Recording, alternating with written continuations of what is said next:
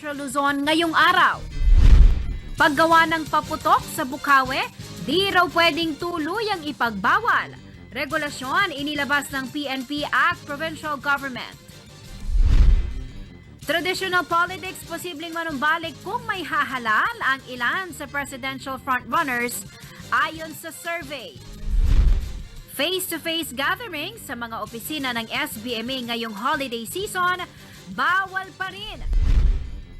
At MRT-7 na magkokonekta sa Quezon City at San Jose del Monte, inaasahang mag-operate sa December 2022.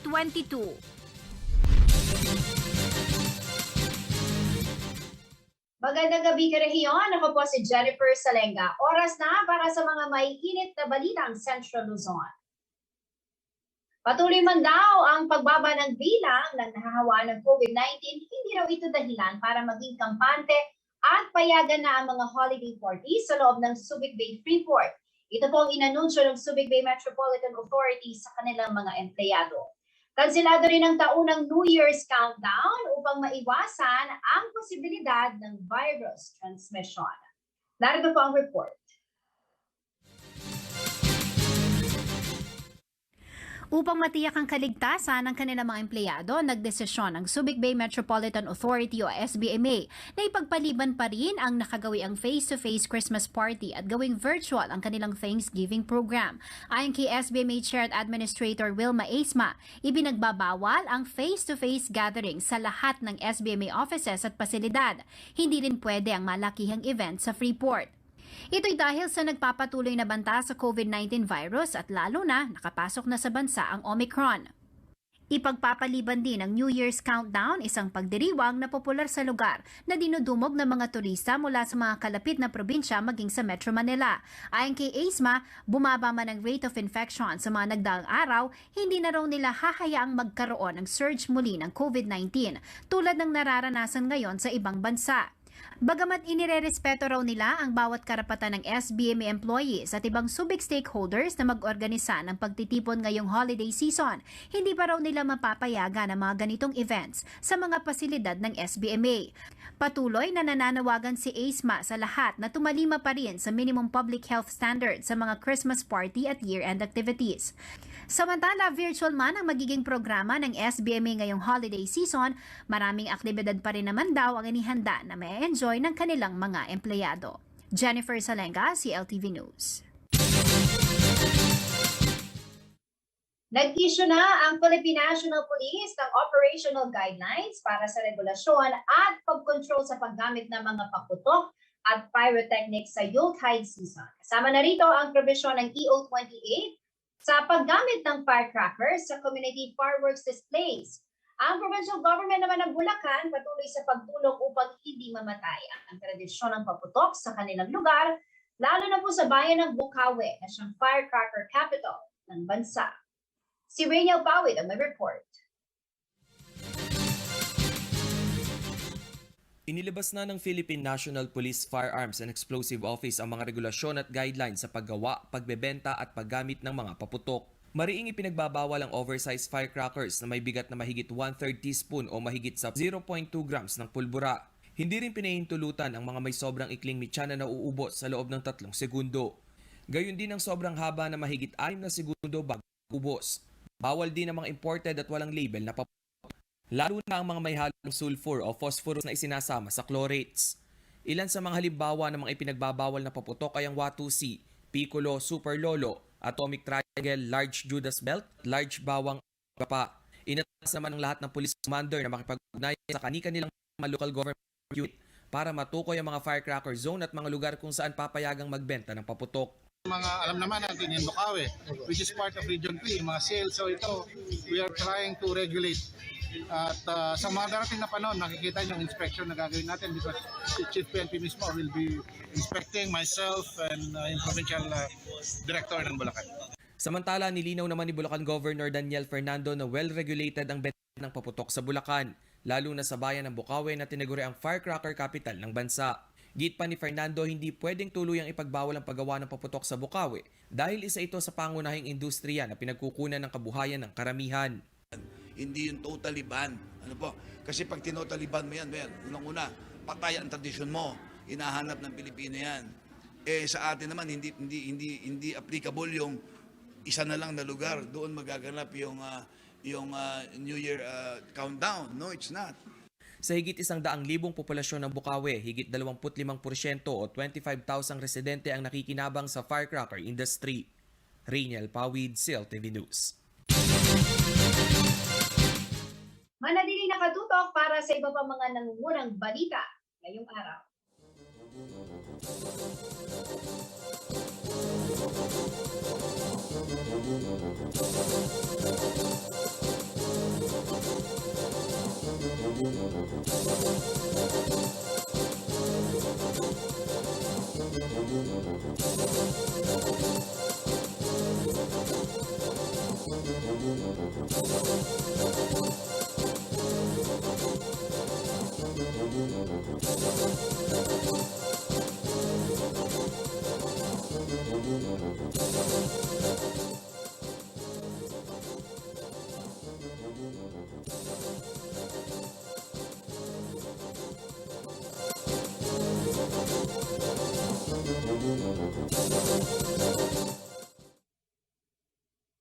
Nagbabalik ang CLTV News at sa iba pang mga nangungunang balita, isa pong Tourism and Trade Expo, tampok ang mga produkto ng Gitnang Luzon at Soxargen ang binuksan sa publiko ngayong araw. Kaninang alas 4 po ng hapon nagsimula yan at nakatutok po sa event na yan live ang ating po kasamang si Paulo P.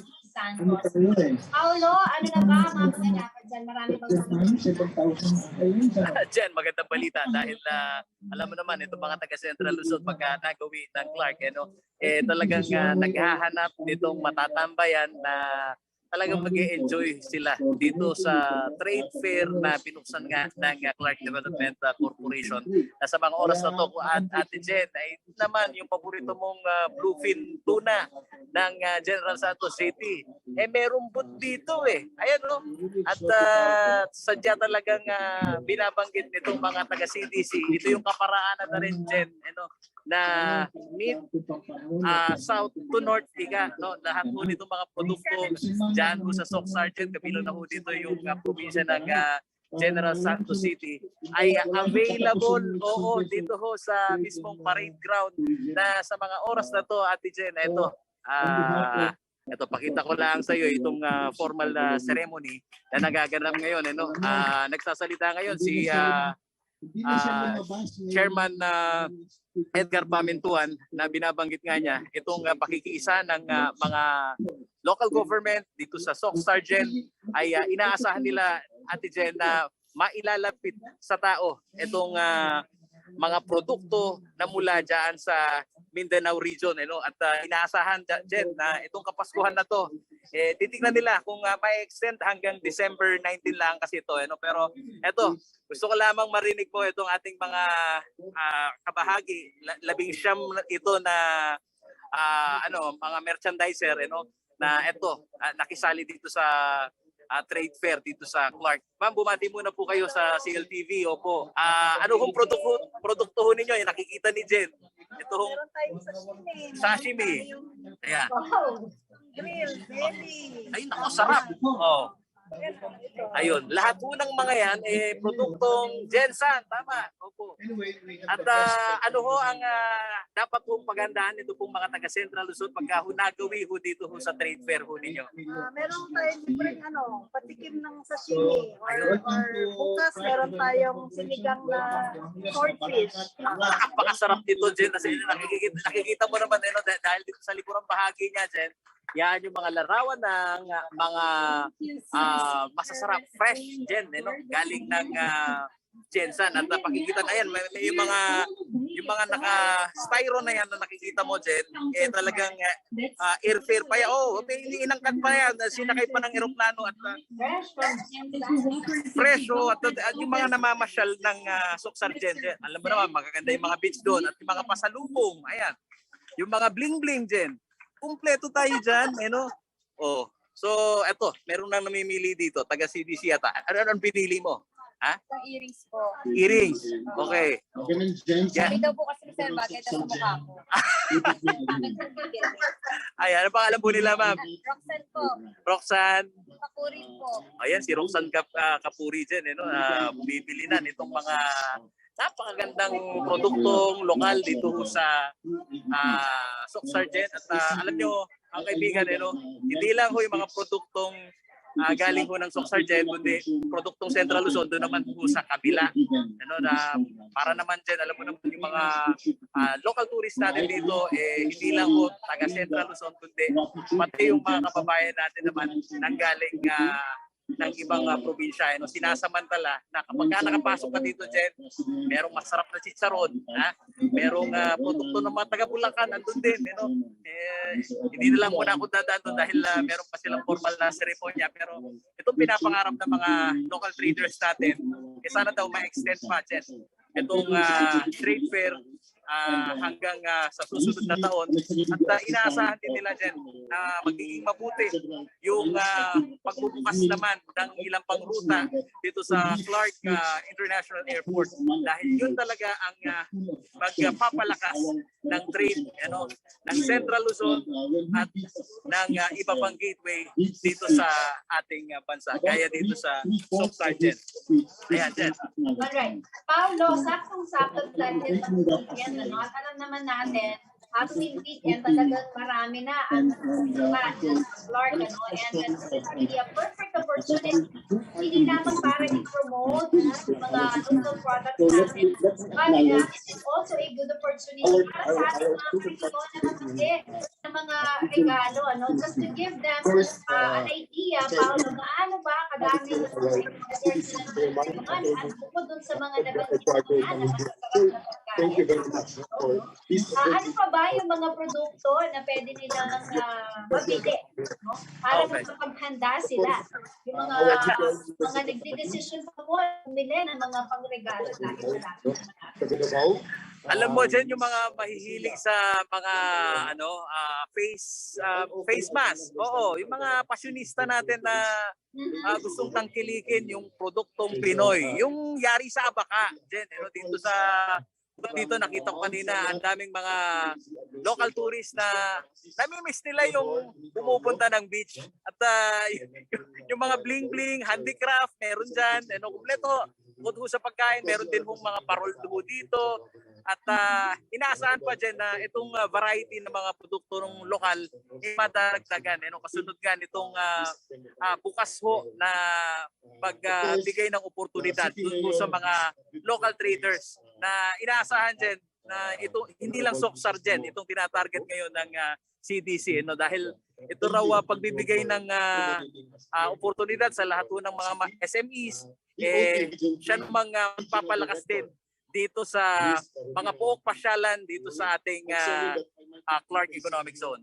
Jen. Paulo, ano naman ang reaksyon ng mga taga-Suksar dyan sa Clark? Ay naku, Jen, talagang tuwa-tuwa. Kita mo naman itong mga IT brothers natin ito. Kasi pagka nagtipon-tipon dito yung mga local tourists, may pagtatanghal na asahan. Kayo, ano daw?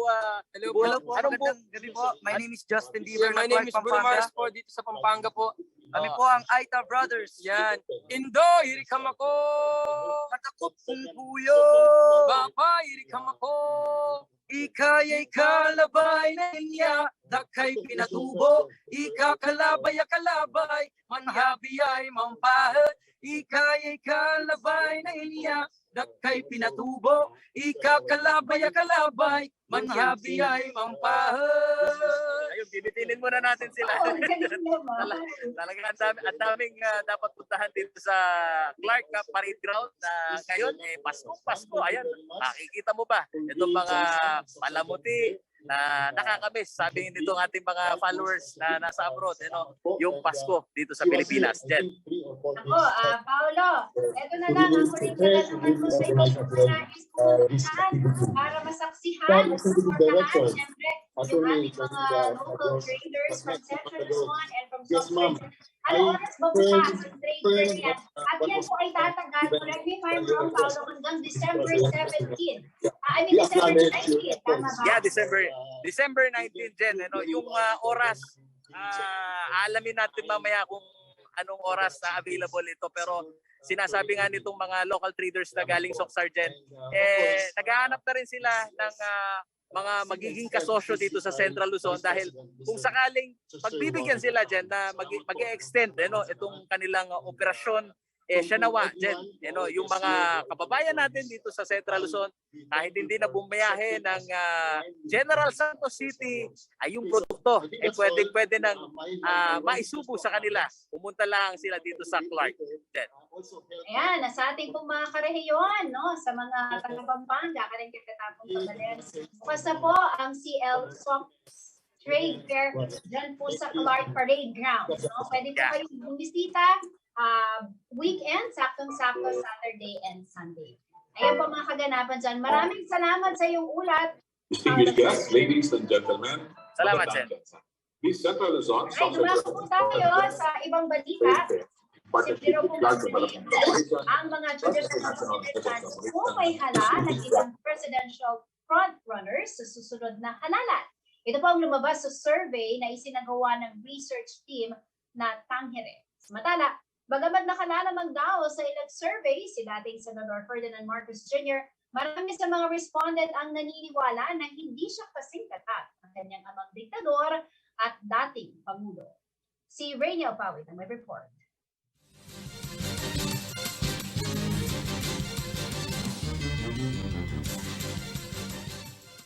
Limang buwan bago ang 2022 national and local elections, kanya-kanya ng ikot upang manuyo ng botante ang mga nag-aasam na maluklok sa pwesto sa pamahalaan. Lalong abala ang mga kumakandidato sa pinakamataas na posisyon. Halos lahat ng presidentiables ay umiikot na sa bansa upang ipakilala ang kanilang sarili at napipintong kandidatura. Kasabay ng pre-election season ay pagsasagawa naman ng survey ng iba't ibang organisasyon para pulsuhan ng mga botante. Isa na rito ang non-commissioned survey na Tangere na inilabas nitong December 14. Ang Tangere ay isang award-winning team na nagbibigay ng real-time action market insights para sa public at private sector. Lumabas na mahigit kalahati o 52% ng 1,200 na sinurvey mula sa Luzon, Visayas at Mindanao ang nagsabing hindi angat ang kanilang buhay kung manalo ang ilang presidential frontrunners. Kung kaya't maghahanap ng alternatibong leader sa katauhan ni Manila Mayor Isko Moreno at Senator Manny Pacquiao. So more than half of Filipinos, online Filipinos, believe that the existence of a Marcos, Leni, or Liberal Party administration can be considered as a comeback to traditional politics. So makikita po natin yan dito. Pinakamataas po dito, 61% sa atin dito sa NCR. 61% nagsabi na pag nanalo sila, ito na yung pagbabalik ng traditional politicians. Lumitaw rin sa resulta ng survey na ang mga taga-Maynila na nooy bumoto kay dating Senator Mar Rojas sa 2016 presidential elections. Hindi rin kumbinsido na mababago nito ang bansa kung siya man ang pinalad na manalo. And this is also driven po ng mga bumoto kay Secretary Mar Rojas noong 2016. 67% also said na ito na pagbabalik ng traditional politicians kung maihalal po sila sa pwesto. 67% ng respondents ang nagsabing maaaring ibang uri ng liderato ang maaaring ilatag ng mga presidential frontrunner na sina Marcos at Robredo. They believe na iba sila bilang leader compared dun sa families na pinanggalingan nila. So this is a really interesting data, Sir Confi. 2/3 na nagsabi, ibang leaders po sila, even though they're coming from traditional families. Bilang frontrunner o lumalamang si Marcos Jr. sa iba't ibang presidential survey results, tinanong ng Tangere ang kanilang mga respondent kung kasing tatag ba ni BBM ang kanyang ama na si dating Pangulo at diktador na si Ferdinand Marcos. So focusing on Bongbong Marcos, majority of Filipinos agree that he is as strong as his father, former President FPM. Ito yung really interesting data na gusto kong i-share ngayong umaga. Yung disagreement, alam niyo ba kung saan yung pinakamataas, Sir Confi? Yung 51 years old and above. 58% ng respondents na 51 years old and above, nagsabi na 58% lang. Siya yung lowest na score po dito. 58% lang yung nagsabi na kasing tatag po si Bongbong Marcos na kanyang father, na kanyang ama. Samantala, nilinaw ng Tangere na ang paglalabas nila ng survey ay hindi lang nakasentro sa konsepto ng popularity voting, bagkus ito'y daan upang matulungan ng mga Pilipino na magkaroon ng malinaw na pagkakakilanlan sa kung sinong leader ba ang kanilang sinusuportahan. Rainiel Pawid, CLTV News. Para sa anti-political dynasty advocate at dating COMELEC Chair Attorney Christian Monsod, dapat maging payak ang barometro ng mga botante sa pagpili ng mga kandidato sa 2022 national at local elections. Ito'y lalo na maitutulak ngayon ng COMELEC na gumamit ng social media platform ang lahat ng mga kandidato na maaring ilagay ang kanilang track record. Ito raw ang game changer sa halalan ngayong pandemic season, kaya mahalagang maimulat ng maaga ang mga botante sa mga sinungaling na kandidato. Narito po ang exclusive report. Sa modernong panahon ng pangangampanya gamit ang social media at existence umano ng mga troll army na mga kandidato, isang payak na barometro na kailangang maunawaan ng mga botante sa pagpili ng kandidato, ang kandidatong sinungaling at ang kandidatong para sa katotohanan. Ayon kay Atty. Christian Monsod, dating COMELEC Chair at anti-political dynasty advocate, ito rin ay magandang maisali sa survey kaysa sa laban ng popularidad. Iniiba nila ang history, ang iniiba nila yung facts. Exactly. So I think it can be, I think over time, give it a few weeks or more time, we will ito they can be set in place. Ano bang katotohanan, ano yung hindi katotohanan. Okay. Diyan maganda mag-survey. Binahagi rin ni Monsod na napakasimpleng magsuri, lalo na't sa pagtukoy sa mga sinsero at nambobola. Anong ginawa nila doon sa nakaraan na makikita natin ano ba talaga ang values nila. Hindi yung kanilang sinasabi ngayon, kundi yung kanilang ginawa sa nakaraan at anong drama nila, di ba? If you call that new politics, then that's new politics. Ayon kay Monsod, madaling sabihin ng kandidato na siya'y pro-poor.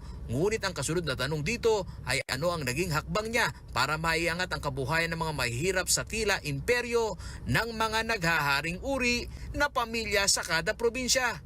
Really empowering the poor and taking the power away from the political dynasties that has been with us for centuries.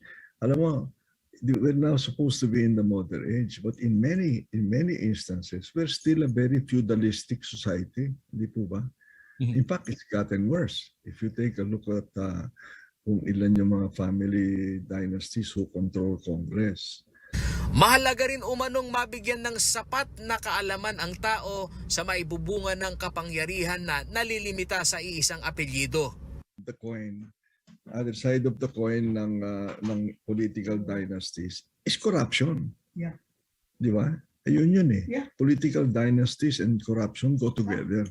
Samantala, ayon sa COMELEC Region 3, dito sa Central Luzon, ang halalan ay hindi pa rin naiiba.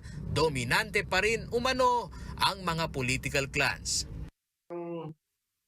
Mayroon pa rin yung dominance ng mga political clans pag tinitingnan natin yung kalagayan ng Central Luzon. Nakikita natin na yung mga dati pa rin mga pangalan, yung mga kilala na at dati na rin na nanunungkulan, sila pa rin yung dominante sa hanay ng mga kandidato sa ating region.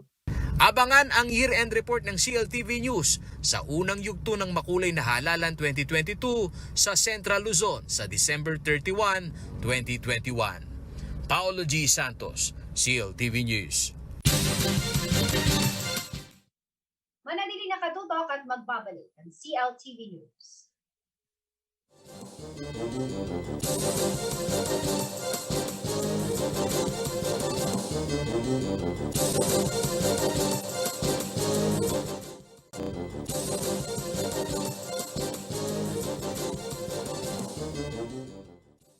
Nagbabalik ang CLTV News. Mga karehiyon, makakasama po natin sa Kilalanin ang Kandidato segment, ang Provincial Director ng Anti-Crime and Community Emergency Response Team.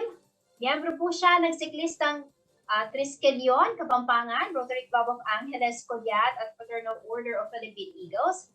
Emergency preparedness, installation po ng 9119 system at pagsuporta sa mga sports school programs ang ilan sa kanyang mga plataforma. Mga karehiyon, kilalanin po natin ang aspiring councilor ng Angeles City na si Sir Bong Arceo. Magandang gabi po sa inyo, Sir Bong. Welcome po sa CLTV News. Magandang gabi po sa ating mga viewers or listeners po sa gabing ito. Thank you po for inviting me, Ma'am Jen. Thank you. Yes. Good evening po. Opo, Sir Bong, ito nga po yung kilalanin ang kandidato segment. Kaya ito po ang inyong pagkakataon upang ipakilala po ang inyong sarili, lalo na po sa inyong mga kababayan. Ito po ang unang pagkakataon na kayo po ay hahabol, tama ba, sa Angeles City? Opo. For newbie po, newbie. Yes. Sino po ba si Bong Arceo? Well, si Bong Arceo po ay born and raised po dito sa Angeles City. At tayo po ay nakapag-aral ng elementary sa Holy Family, high school sa Chevalier at sa nakapagtapos po ng business and administration, major in economics po sa AUF.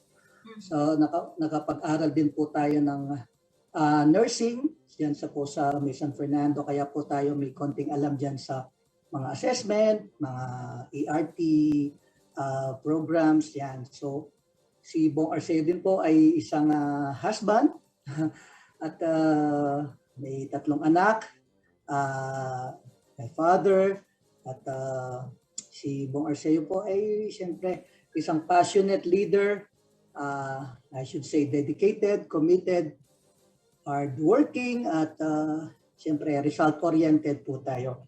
So yun po, basically, that's Bong Arceo po. Sir Bong, kilala ko po si Sir Bong dahil kilala rin yung anak niya, no? Na isa pong magaling na artist din, no? Ano po ang naging dahilan para po pasukin po ninyo ang politika, Sir Bong? Well, sa totoo lang po, hindi ko po talaga pinangarap itong mapasok sa politika.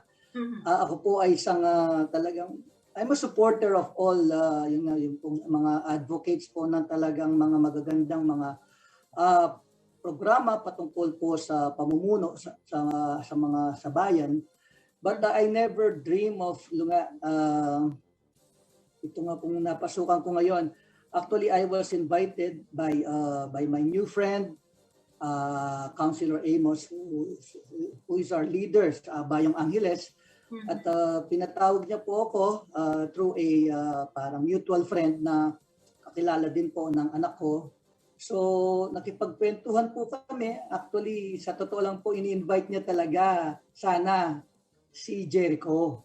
Yan, kaya lang, since I'm nasa taping po siya noon, and ako po yung tumatayong, alam niyo na parang handler niya. So ako po yung hanggang sa it took like 4 hours nakipagkwentuhan po kami,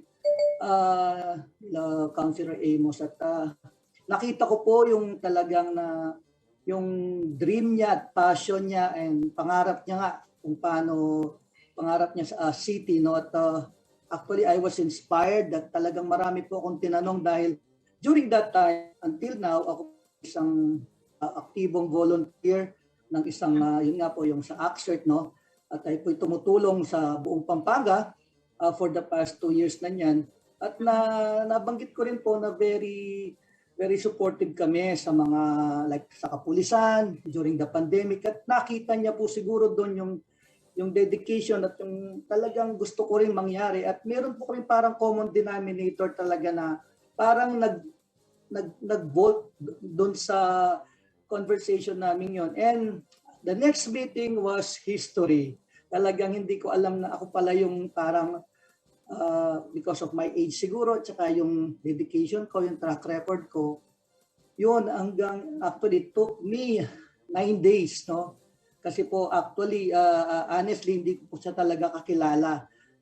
Binackground check ko rin din siya, although dito po sa Angeles, naririnig ko na po yung pangalan ni Councilor Amos, but personally, hindi ko po siya talaga kilala. And doon ko nakita na very hardworking, talagang parang kasi idol po ako ni Vico Soto kahit bata po yun.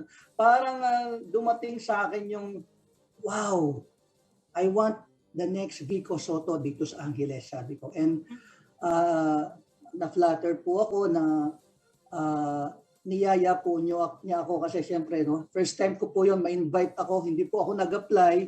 And dahil nga wala akong balak mag-apply dahil masakit po, sabi nga sa Kapampangan, masakit po ang lulubkin politika, lalo na po nung bayo ko. So, na-convince po niya ako after like more than a week. Then, siyempre po, ako ay kumonsulta. I talk to my siblings, to my family, to my mentors, to my spiritual mentors about this. And yun nga po, and I talk to God kasi nga po, hindi po biro-biro ito. No? It takes money, it takes time, it takes a lot of, talagang, alam niyo na po yung politika, hindi po ganun kalinis yan. Hindi po siya ganun kadali. And for me, for an ordinary person like me, talagang sabi ko sa kanya, and sabi niya naman, meron po tayo kasing dyan, Kuya Bong, huwag po kayo mag-alala, ililid ko po kayo. Just help me po dun sa mga advocacies nyo kasi yun ang mga kailangan ko. Yun nga sa disaster, sa sports, so forth po. Alright. Sir Bong, no, siguro po, syempre kapag tumatakbo ka in any position sa gobyerno, it's like you are also applying for a job. At isa po siguro sa pinakaunang itatanong sa inyo ng mga Angeleños, ano ba yung kakayanan ni Bong Arceo? Ano ba yung kanyang karanasan, no, na magagamit po sa politika? First siguro po, Bong Arceo, kung mag-a-apply po siya, yung siguro po yung experience, no. I've been through a lot, and yung ako kasi may personality ako na talagang pag nag-commit ako sa isang bagay, lalo na talagang pinaniniwalaan ko, talagang I will be with you through thick and thin. Talagang sabi nga po sa Kapampangan, hindi lang ako sasawsaw. Talagang mag-i-involve ako diyan dahil I believe na pag maganda ang hangarin at ang gagawin natin, nandun ako with the passion and dedication. Tapos po lalo na I'm more of a doer kasi po kung mapapansin niyo po yung aking tagline is bilis aksyon. That was my parang ko na po yun, parang I was known for that, na talagang puro output. Kung may gagawin, sige, pag-approve yan, kailangan gagawin yan. So no delays, result-oriented po tayo. So siguro po ang maasahan nyo sa akin is talagang pagka tayo po ay pumasa at sa ating pag-apply bilang isang konsehal, talaga po tayo ay gagawa ng mga ordinansa na talagang pakikinabangan ng pangkalahatan, lalo na po yung ating mga marginalized, na very doable, at yung pong tinatawag nating mga sustainable mga programs. Okay. Opo. Sir Bong, nabanggit nyo na po yung mga ordinansa. No? Siyempre, ang isa sa pinakatrabaho talaga sa konseho, yung paggawa ng batas, ng mga ordinansa. Okay. Para po malaman ng inyong mga kababayan dyan sa Angeles, ano po ba ang magiging prioridad po ninyo kung kayo po ay palarin na manalo bilang councilor sa Angeles City?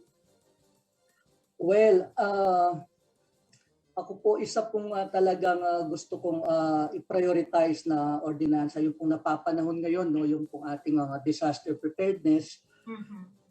Yun po yung talagang may slogan po nga tayo na it's better to be prepared than scared. Hindi po lingid sa atin na ngayon nangyayari po kasalukuyan dyan sa may Visayas and part of Mindanao. Talagang hindi po natin maiwasan yan. Tayo po ay pinagpala ng Panginoon na medyo lumihis po yung talagang si Odette, no? Yung pong mga ganong mga pangyayari na hindi natin maiwasan, talaga pong trabaho ng isang counselor o tagapagawa ng mga ordinansa na ihanda, gumawa ng mga ordinansa na talagang popondohan po at talagang gagawin natin ang mga paghahandang yan ng isang, lalo na po ng isang highly urbanized city kamukha ng Angeles. So tayo po ay may kakayahan na talagang mag-prepare po ng mga trainings, mga emergency preparedness programs po para sa ating mga mamamayan dito sa Angeles para po pagdating ng mga ganyan talagang ready po tayo at hindi tayo, alam nyo na, hindi po tayo nagkakram na handang-handa po tayo dapat.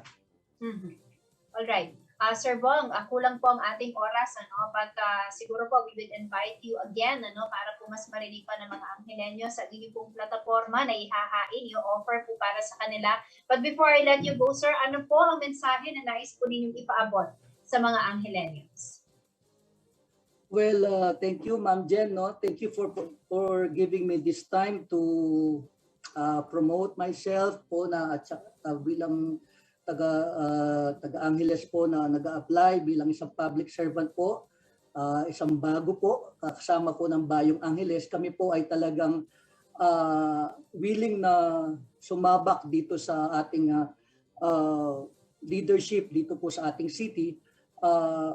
Hayaan nyo lang po kaming maglingkod sa inyo, and we believe that Angeles City just need a group of dedicated, trained, and passionate leaders and a system to follow. Yun po yung talagang kailangan lang po natin na talagang pagtulungan po natin para po making Angeles one of the #1 city in the Philippines. Yun po ang goal ng Bayong Angeles. Marami pong salamat. Ito po ang inyong tagapaglingkod at talasuyo hanapin, Bong Arceo po ng Bayong Angeles. Thank you very much, Sir Bong Arceo. Good luck po, sir, sa inyong kandidatura sa 2022 elections. Thank you, ma'am. Ang karahiyon, Sir Bong Arceo po, aspiring City Councilor ng Angeles City. Samantala, sa ibang balita po tayo, pinasinayaan kahapon ni Pangulong Rodrigo Duterte ang pag-unveil sa mga bago ng MRT-7 na gagamitin po sa linyang North Avenue, Quezon City, San Jose del Monte, Bulacan. Ayon kay Department of Transportation Secretary Art Tugade, nasa 62.81% na ang completion rate nito. Sa April 2022 naman, inaasahan pong magsisimula ang test run habang sa December 2022, nakaschedule ang passenger operation nito. Kapag naging fully operational na po ang MRT-7, mula 2 to 3 hours, magiging 35 minuto na lamang ang biyahe mula San Jose del Monte, Bulacan, patungong North Avenue, Quezon City. Manatili nakatutok at magbabalik ang CLTV News.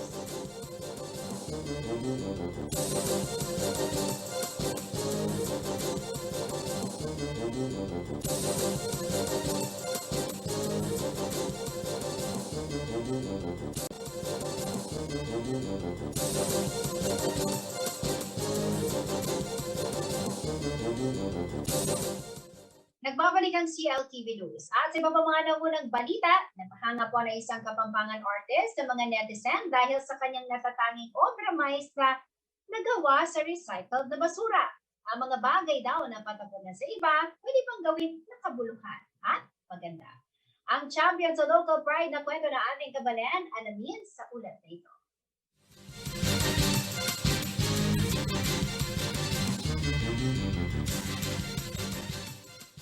Viral ngayon sa social media ang miniature art piece na ito na gawa ni Noda Muñoz mula sa lungsod ng Mabalacat City. Una niyang pinost ang obra maestra sa isang Facebook public group ng mga Filipino artists, collectors at enthusiasts na Ace of Art.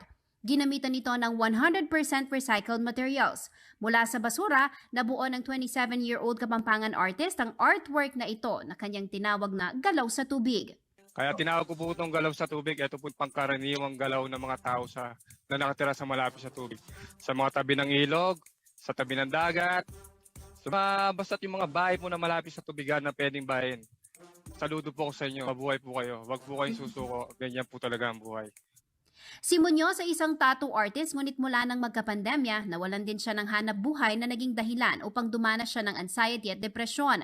Kaya naman upang malabanan ito, sinubukan niyang ituon ang kanyang atensyon sa sining hanggang mabuo ang una niyang miniature na bahay ni Juan. Pumasok yung pandemic, ma'am. Year 2020, December. Wala nang client, ma'am. Kasi naka-lockdown na. Naka-lockdown na bansa. Tinamahan ako ng anxiety, ma'am. Depression, panic attack. Wala na akong source of income. Maguna yung utak ko, ma'am. Siguro yun ang naging way ni Papa God na bigyan niya ako ng sakit na yun para isipin yung bagong bagay. So doon ko po binuo yung bahay ni Juan. Yung first draft ko. Opo, yung bahay ni Juan. Then, nagpapasalamat ako. Marami din po naka-appreciate sa bahay ni Juan. Miniature arts po. Bago lang po ako dito. I am a UV artist po dito. Bagamat itong unang pagkakataon na gumawa ng miniature art, isang masterpiece ang kanyang nalikha. Kaya naman isang kliyente ang kanyang napahanga at nagpagawa ng obra at ito na nga ang Galaw sa Tubig. Mula sa mga pinulot na basura sa junk shop, isang kahanga-hangang art piece ang kanyang nabuo na labis na nagustuhan ng kanyang kliyente. Masaya siya, ma'am, kasi parang kulang yung binayad ko sa'yo para gumawa ka ng ganyang klaseng artwork. Sa akin po kasi, ma'am, pagkatiwalaan niyo lang po ako, gagawin ko po nasa puso at sa isip ko. Sa kanyang pagiging nature artist, ibinahagi rin ni Muñoz ang kahulugan at mensaheng nais niyang ipaabot sa bawat obra maestrang kanyang nagawa at gagawin pa. I am proudly Pinoy po. Kitang-kita niyo naman sa balat ko. Proud po ako sa mga kababayan ko. Alam ko po yung Pilipino matatapang yan. Marami ng pagsubok ang dinaanan na bansa, gera. But we still standing na parang may tatlong mga pa. Alam ko yung mga Pilipino, matitibay yung puso nila. Yung po yung dedication ko, yung po yung inspiration ko para bumuo nito. Yung gusto ko po kasi yung kahit sa ibang bansa, international man yan, pag nakita po yung piece na yun, masasabi nilang, Pilipino yung gumawa. Yun po yung gusto kong iparating. Then wag po tayong mahiya kung anong kulay ng balat natin.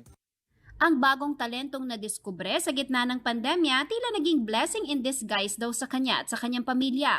Ngayon, ang kanyang susunod na kliyente galing pa raw sa ibang bansa. Sa mga naisundan ng kanyang journey sa paglikha at pagbuo ng miniature art piece, mayroong YouTube channel si Muñoz na maaring pagkunan ng inspirasyon ng aspiring artist at mga kapwa niya artists. Jennifer Salega, CLTV News.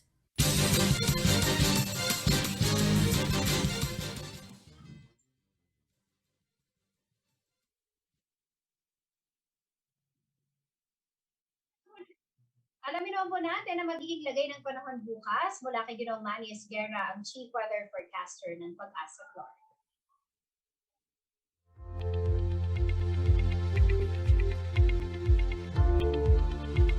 Magandang gabi po, narito po magiging taya ng panahon at pati na rin po ang tungkol sa bagyong si Odette. Northeast monsoon pa rin po nakaka-apekto sa atin dito sa Northern Luzon at Central Luzon. Kaya maginhawa pa rin po o malamig pa rin po at kaaya-aya ang ating nararamdaman panahon. Samantala po, si Bagyong Odette po o si Typhoon Odette ay namataan na po sa layong 90 kilometers dyan po sa may timog kanluran ng Cuyo, Palawan. At nagtataglay pa rin po ito ngayon ang lakas ng hangin na umaabot ng 155 kilometers per hour malapit sa gitna at pagbugso na umaabot ng 215 kilometers per hour. Ito po ay mabilis namang kumikilos pakanluran sa 25 km per hour. Ang extent po o nasasakupan po ng naapektado ng bagyo ay magmula po hanggang 480 kilometers. Diyan po simula sa sentro niya from the center. Samantala po, nakataas na rin po ang babala ng bagyo bilang 3 sa mga lugar po ng northern portion ng Palawan Particular po ang El Nido, Taytay, Araceli, Dumaran, Rojas, San Vicente, Puerto Princesa City. Kasama na rin po ang Cagayancillo at Cuyo Islands. So yan po yung mga lugar sa Luzon na nakataas po ang babala ng bagyo bilang 3. Sa Visayas naman po ay ang southern portion ng Iloilo. Kasama rin po ang southern portion ng Antique. Yun po, yung pong mga lugar na yun ang nasa babala ng bagyo bilang 3. Samantala po, ang Tropical Cyclone Wind Signal number 2 naman po ay nakataas dito sa may southern portion ng Oriental Mindoro, the southern portion of Occidental Mindoro, and then the western portion of Romblon, kasama po ang central portion ng Palawan. Yan po yung mga lugar, kasama na rin po ang Kalayaan at Kalamian Group of Islands. Sa Visayas po ay ang Aklan, Capiz, natitirang bahagi ng Iloilo, natitirang bahagi ng Antique, Guimaras, ang northern and central portion of Negros Oriental at Negros Occidental. Ang Tropical Cyclone Wind Signal number 1 naman po ay taas na rin po dito sa Luzon, sa Masbate, kasama po ang Ticao at Burias Island, Marinduque, the southern portion of Quezon, and then the rest of Occidental Mindoro, kasama po ang Lubang Islands, kasama rin po ang natitirang bahagi ng Oriental Mindoro at natitirang bahagi ng Palawan. Kasama rin po ang Romblon at Batangas. Yan po mga lugar na yan na nakapailalim pa po ang babala ng bagyo, number 1 o bilang isa, at ibig kong sabihin yan ay unti-unti po sa mga lugar na naiwan na o yung binabana yung mga swing signal ay unti-unti po bumigiging na po yung panahon dyan. Pero ang sumasama naman po ay itong dadaanan niya, particular po itong Northern Palawan. Kaya pinaghahanda po natin ang ating mga kababayan dyan na sa ngayon po sa kasalukuyan ay dumadaan na po ito malapit sa may Cuyo Island at papunta nga po ito ng lugar ng Palawan. Pinag-iingat po ang lahat. Magandang gabi po. At yan po ang mga balitang nakalat ng CLTV News. Kasama po ang buong pwersa ng CLTV News and Current Affairs. Ako po si Jennifer Salenga. Maraming salamat po.